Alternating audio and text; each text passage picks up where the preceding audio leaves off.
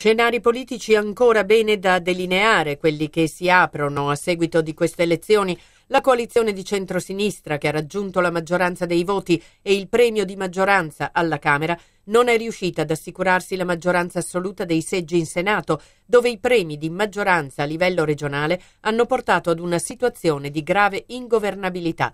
Ma la vera e propria rivelazione è stato il Movimento 5 Stelle. Anche a Treviso i grillini hanno spopolato, raggiungendo il 25% dei voti.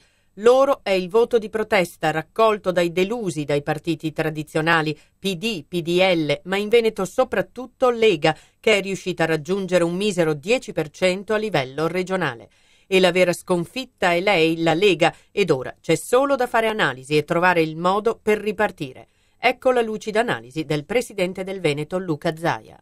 Ma delle accuse, faccio un'analisi che fa capire con chiarezza che chi è causa del suo mal pianga se stesso. Obiettivamente ci sono state battaglie interne e dissidi che hanno pesato molto sul risultato elettorale, soprattutto qui in Veneto. Io non ho condiviso, o meglio dico che si poteva avere una grande opportunità per ricompattare le due anime della Lega, ad esempio nella scelta dei candidati nelle liste, oppure rispetto al fatto che 3 giorni prima di andare al voto è stata presentata un'ulteriore idea che condivisibile o meno di nuovo soggetto politico alternativo alla Lega, che sicuramente ha disorientato non poco i nostri elettori. Ma io direi che è fondamentale sentire i militanti, sentire i nostri amministratori, che sono il grande patrimonio della Lega, e ben venga anche un progetto di ampliamento del consenso, di un nuovo contenitore, ma nel rispetto delle idee della nostra base, soprattutto definendo prima del contenitore il contenuto, quindi 10 punti che siano un manifesto sul quale lavorare.